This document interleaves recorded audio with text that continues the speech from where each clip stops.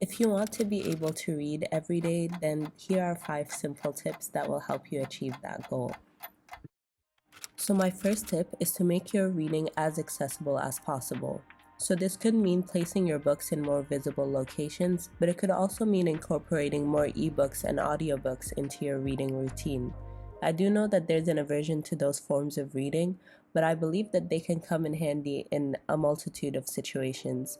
For example, it's just so much easier to carry or have access to your library of books in one device versus having to carry multiple books around. Also, you can listen to audiobooks while you're completing mundane tasks that don't require much mental work. My second tip is to set a tangible goal, anything as long as it's measurable. This could mean a certain number of pages or a certain length of time. Personally, I prefer time-based challenges just because the number of pages I can get through in a book vary a lot based on the type of book.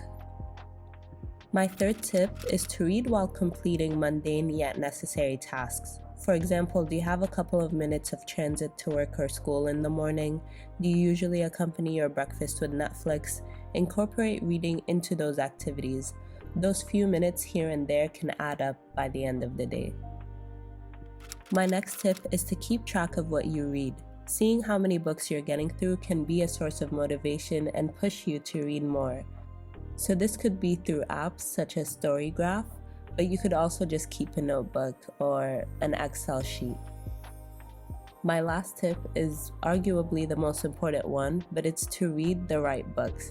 If you want to make reading a habit, then you need to read books that actually interest you, not the books you think you should read.